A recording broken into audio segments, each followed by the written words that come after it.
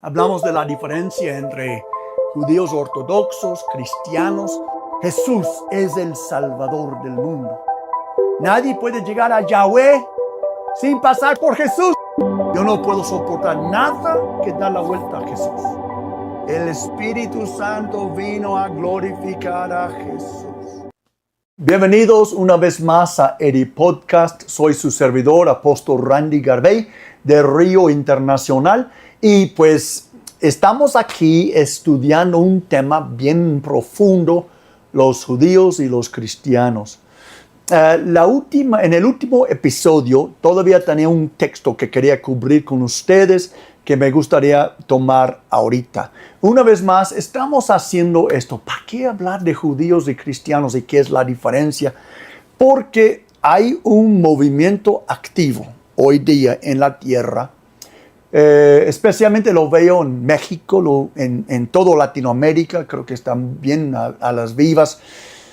En Estados Unidos, donde los judíos mesiánicos, que ya expliqué qué es eso, quieren proselitar, quieren ganar en su religión a los cristianos que no somos judíos y no nos comportamos como judíos.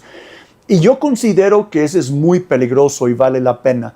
Fíjense que estaba compartiendo con algunas personas recientemente, les estaba diciendo, hay mucho que necesito enseñar a mi pueblo, y los domingos no da tiempo.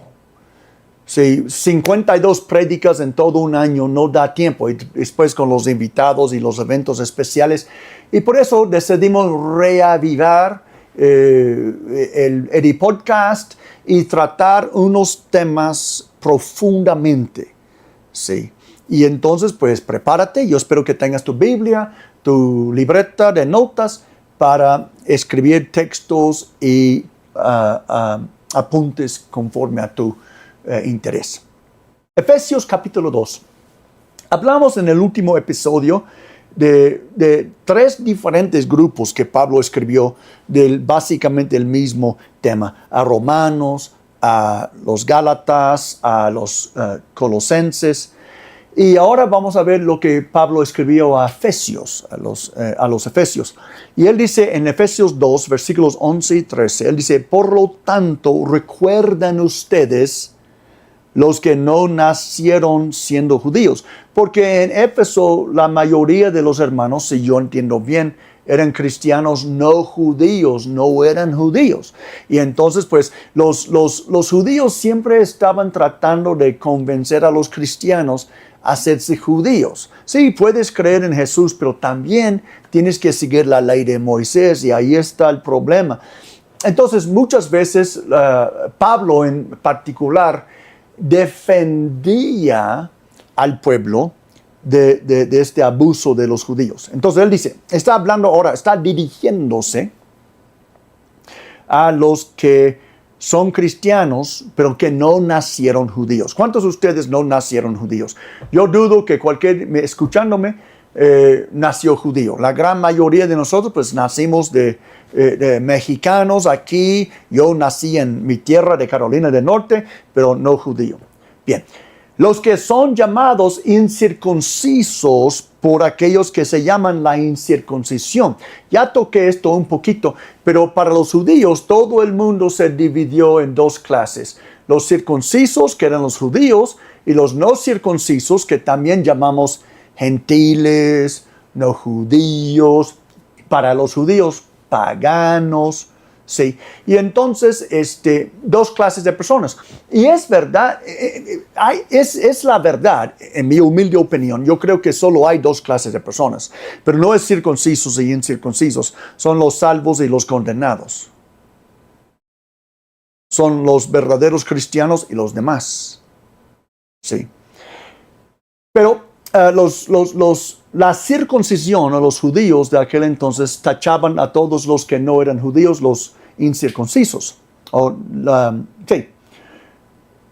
Y Pablo dice de esta circuncisión de los judíos, él dice, la cual se hace en el cuerpo por mano humana. Recuerdan que en ese entonces ustedes estaban separados de Cristo. Ahora, ese entonces que Pablo está usando aquí, está hablando con cristianos no judíos como nosotros.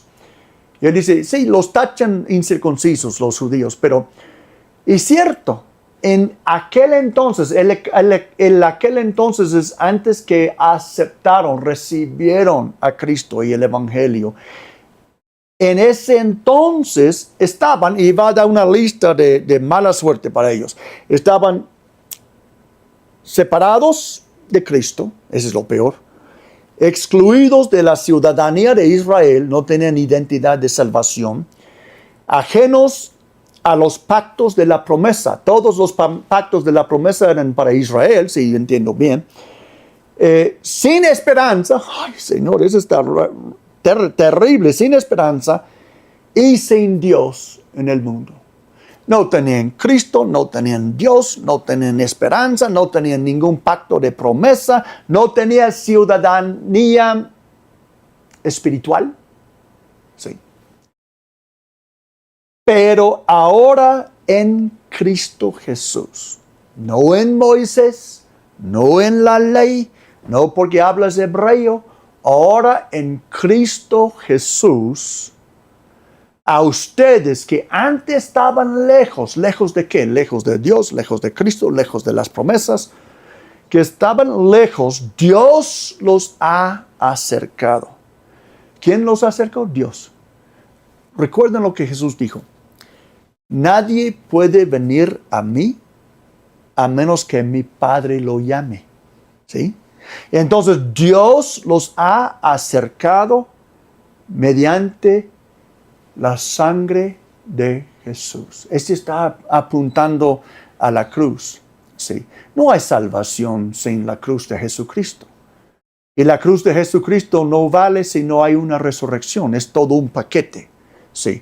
Pero Jesús murió por nuestros pecados. Dios lo resucitó por el poder del Espíritu Santo. Y todos ellos que creen esto, invoquen el nombre de Jesús, son salvos. No importa su etnicidad, su nacionalidad, su sexo, su clase, su raza. Somos salvos por fe en Cristo. Y los que no tienen fe en Cristo, sean judíos, sean musulmanes, sean supuestos cristianos, sean ateos, sean paganos, son perdidos. Hay salvos y hay condenados. Hay encontrados y hay perdidos. Hay dos clases y nada más en este mundo. Ahora bien, en esta media hora les quiero traer unas verdades nuevas. Tampoco por ser descendientes de Abraham son todos hijos suyos. Esas no son mis palabras, son las palabras de la Biblia, que respalda la misma cosa que estamos hablando. Lo que la Biblia dice repetidas veces es que los hijos de Dios ya no son por su nacionalidad, ya no son por su ADN, son por fe, son por lo que creen. Y no porque creen una fábula, porque creen la verdad, lo medular de toda la Biblia, que Jesús, el Hijo de Dios, murió por nosotros y resucitó de los muertos. Ahora, ¿de dónde sale esta frase? Tampoco por ser descendientes de Abraham son todos hijos suyos. Pues sale de Romanos capítulo 9, versículo 7. La Biblia dice, tampoco por ser descendientes de Abraham son todos hijos suyos. Voy a checar aquí en mis notas dónde está este texto. Tampoco por ser descendientes de Abraham son todos hijos suyos. Al contrario, ese está profundo. Él dice, al contrario, tu descendencia se establecerá por medio de Isaac. Como mencioné en otro episodio, Pablo es profundo. Pedro reconoció que algunas cosas que Pablo escribía eran difíciles de entender y los ignorantes tuercen sus palabras. Pues nosotros no queremos ser los ignorantes, queremos dividir bien la palabra de verdad. ¿Ok? Entonces vamos a ver unas cosas. Pablo está discutiendo la soberanía de Dios en la elección y el propósito de Israel. Dios eligió a Israel cuando estaban en Egipto. Lo sacó, la promesa era 400 años antes de Abraham. Y se enfrenta a la realidad de que muchos judíos, que era la fría, triste realidad, muchos judíos, a pesar de ser descendientes físicos de Abraham, no han aceptado el mensaje del Evangelio. No eran todos judíos que gritaron a Pilato, ¡crucifícalo! Y no eran los judíos que clamaron que su sangre caiga sobre nosotros y sobre nuestros hijos. Yo creo que en este día se maldijeron y se ha cumplido mucha de esta maldición. Esto plantea la pregunta sobre la verdadera naturaleza de la pertenencia al pueblo de Dios. ¿Quién pertenece al pueblo de Dios? Pablo señala que no todos los que son descendientes físicos de Abraham son considerados sus hijos en un sentido espiritual. Recuerdan, yo mencioné hace tiempo que cuando Jesús estaba discutiendo con los religiosos de Israel, ellos clamaron, nosotros somos descendientes de Abraham, no somos hijos de fornicación, y ahí estaban echando su humo. La referencia a Isaac es crucial, ya que Dios eligió a Isaac, el hijo de la promesa, para establecer su pacto en lugar de Ismael, el hijo de la esclava Agar. Ya, todo esto puedes encontrar en el libro, los primeros capítulos de Génesis, allá por, de 12 en adelante, capítulo 12. Esto ilustra que la elección de Dios no se basa únicamente en la genealogía, sino en su propósito y promesa. Recuerden que Abraham tuvo dos hijos. Ismael primero tuvo con la egipcia Agar, y este representa en cierta manera las obras, porque Dios prometió a Abraham un hijo y Sara estaba estéril, entonces Sara le regala a su esclava Agar, que era, supongo, mucho más joven, y para que fuera su concubina. Y Abraham tiene relaciones sexuales con Agar, y Agar sí concibe un hijo y nace y le pongan nombre Ismael. Después Dios cumplió la promesa que iba a cumplir de todos modos, nada más ellos se adelantaron, y Dios renueva el vientre, el cuerpo de Sara. Sara se embaraza y da a luz a Isaac. Ahora, entonces Abraham tenía dos hijos. Pero el plan de Dios, antes que naciera Ismael, que echándole la mano a Dios, Abraham y Sara, el plan de Dios siempre era que el linaje escogido llegara por medio del hijo de la promesa. Y el hijo de la promesa era Isaac. ¿Sí? Bien. La idea de que la verdadera descendencia de Abraham se establece a través de Isaac se relaciona con el concepto de hijos de promesa. Pablo utiliza la frase hijos de promesa, y está convinculado con esta historia. Dos hijos, Ismael, Isaac. Uno era hijo de promesa. Eso era Isaac. ¿Por qué? Porque Dios prometió a Abraham un hijo por medio de Sara, no por medio de la egipcia. Sí. Bien. Gálatas 3:29, por ejemplo. La Biblia dice, y si ustedes pertenecen a Cristo, esto usamos así en otro episodio, pero vale la pena repetirlo. Si ustedes pertenecen a Cristo, ¿cuántos pertenecen a Cristo? Yo pertenezco a Cristo. Son la descendencia de Abraham. Sí, pero ¿de qué lado? ¿De Ismael o de Isaac. Él dice, porque Ismael es hijo de la fuerza humana. Isaac es hijo de un milagro o del Espíritu Santo. Sí. Muchos religiosos creen toda una estructura de puro esfuerzo humano. Y otros dependen de la obra del Espíritu Santo. Yo quiero que nosotros seamos de estos que dependemos de la obra del Espíritu Santo, hijos por medio de Isaac, que era un milagro.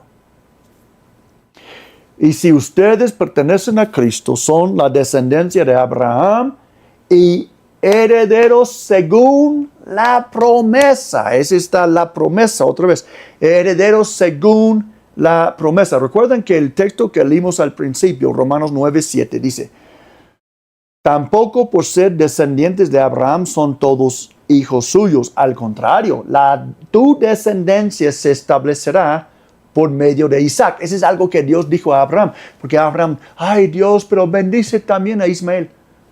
Tu descendencia se establecerá por medio de Isaac. Dios lo hizo bien claro. Dios mostró a Abraham entre los dos hijos cuál había escogido. Y Dios escogió el hijo que él hizo milagrosamente por medio de la... Esa no es una buena manera de decirlo. Dios escogió el hijo que nació por el poder del Espíritu Santo, no el hijo que nació por el plan de Sara y Abraham. Sí. Hay muchos paralelos aquí en eso. Bien. Déjame ver qué agarramos aquí. Bien.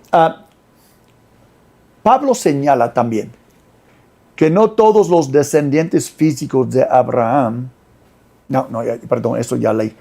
La idea de que la verdadera descendencia de Abraham se establece a través de Isaac se relaciona con el concepto de hijos de promesa. Ya hablamos de esto también.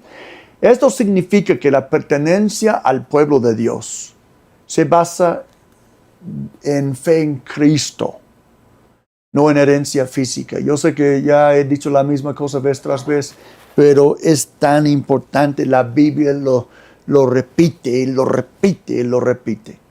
Este pasaje refuerza la idea de que la salvación y la pertenencia al pueblo de Dios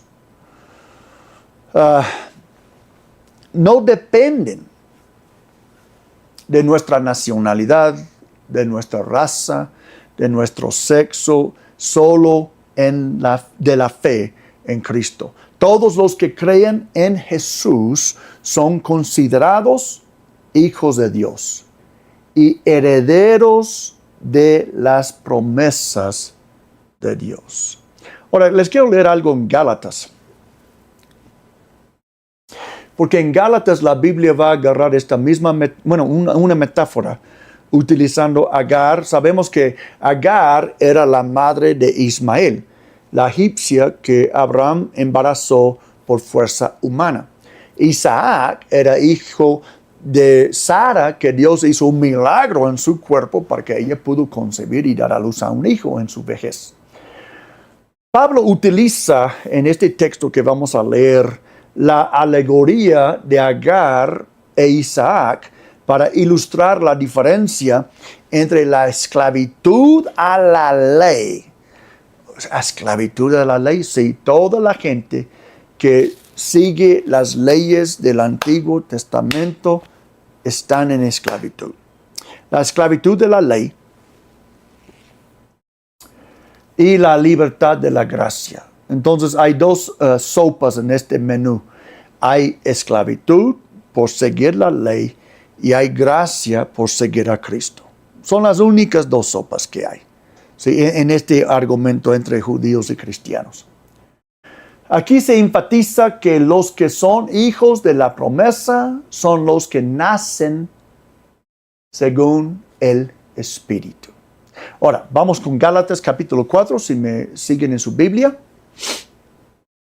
Gálatas capítulo 4, versículos 22 a 31, un poco larguito este pasaje que vamos a leer, pero dice así. ¿Acaso no está escrito que Abraham tuvo, ¿cuántos hijos? 2 hijos. Uno de la esclava y otro de la libre. Sara era mujer libre. Agar era esclava de Sara. Entonces, 2 hijos. Uno nació de una libre y otro nació de una esclava. El de la esclava, Ismael, nació por decisión humana. Un día Sara, siendo anciana, pues, dijo, yo jamás voy a poder tener un hijo. Ven aquí, muchacha, agarra a la esclava y le di a Abraham, acuéstate con ella y que me dé un hijo. Porque su costumbre es que Sara, siendo la ama de Agar, era su dueña y dueña del hijo que nació de ella. Entonces, en un costumbre que tenían, ella podía recibir el hijo, como yo lo entiendo cuando nació, y el hijo como si fuera de ella y no de él. De hecho, todavía hoy utilizan este concepto cuando, por ejemplo, una pareja, el hombre o la mujer es estéril, el hombre puede dar su semen a una mujer que va a cargar la bebé o el bebé nace y ya tienen todo documentado y legal y ella lo entrega a la pareja. Pues es bebé del hombre, pero no es bebé de la mujer, pero la mujer la toma como si fuera suya. Complicado, ¿verdad? El de la esclava nació por decisión humana. Muchas cosas que hacemos son por decisión humana, no del espíritu. Pero el de la libre, que es Isaac, nació en cumplimiento de una promesa. Todas las promesas de Dios son sí en Cristo, así que por medio de Cristo respondemos amén para su gloria. Ahora, Pablo va a explicar la alegoría. Él dice, ese relato puede interpretarse en sentido figurado o la alegoría. Estas 2 mujeres, Sara, Agar, representan 2 pactos. 2 pactos. 2 pactos. Uno, que es Agar, procede del monte Sinaí y tienen hijos que nacen para ser esclavos. Agar representa el monte Sinaí en Arabia y corresponde a la actual ciudad de Jerusalén porque con sus hijos vive en esclavitud. Oh, ¿qué es eso? Ahora, Pablo es curioso porque uno esperaría, bueno, yo no sé qué esperar de eso, pero en este texto Pablo está haciendo una alegoría. Y él dice, mira, 2 hijos, 2 mujeres. Un hijo por decisión humana, por una madre que era esclava. Otro hijo, promesa de Dios, por una madre que es libre. Ahora el enfoque va a cambiar las madres. Las 2 madres representan 2 cosas diferentes. Agar representa la ley de Moisés. Lo voy a regresar para que lo vean con claridad. Uno, que es Agar, procede del monte Sinaí, de donde recibió, o en donde, mejor dicho, recibió Moisés la ley, en el monte Sinaí. Sí. Y tiene hijos que nacen para ser esclavos. Ahora, como el hijo de Agar, Ismael, nació para ser esclavo, lo que él está diciendo es que la gente que nace bajo la ley de Moisés también nace para ser esclavos. Agar representa el monte Sinaí en Arabia y corresponde a la actual ciudad de Jerusalén, el mero centro de la ley. Porque junto con sus hijos, Jerusalén y sus hijos, Jerusalén y sus hijos, Jerusalén, el sede de la ley, y sus hijos, Jerén, donde está el Sanedrín, los consejeros de Israel y sus hijos. Sus hijos son todos los judíos que siguen la ley. Entonces, que corresponde a la actual ciudad de Jerusalén, porque junto con sus hijos vive en esclavitud. Ahora, Pablo escribe esto muchos años después de la resurrección y ascensión de Jesús. Entonces, él está diciendo, mira, la verdad, Jerusalén, la madre de la ley, en esta alegoría, es una esclava y todos sus hijos también son esclavos. Toda esta religión judaica que rechazó a Jesús son esclavos, no son libres, no son salvos, no son hijos de promesa, no son bendecidos, son esclavos. Pero la Jerusalén, versículo 26, la Jerusalén celestial es libre y esa es nuestra madre. Entonces, él utiliza dos Jerusalenes. Uno que estaba allá en Israel, donde estaba el Sanedrín, donde crucificaron a Jesús, donde dijeron crucifícalo. Y él dijo, ese Jerusalén es una esclava y sus hijos son esclavos. Bien. Pero hay una Jerusalén celestial, espiritual. Sí. Y esa es nuestra madre, de los cristianos, ¿verdad? Porque está escrito, y ya él va a citar un texto.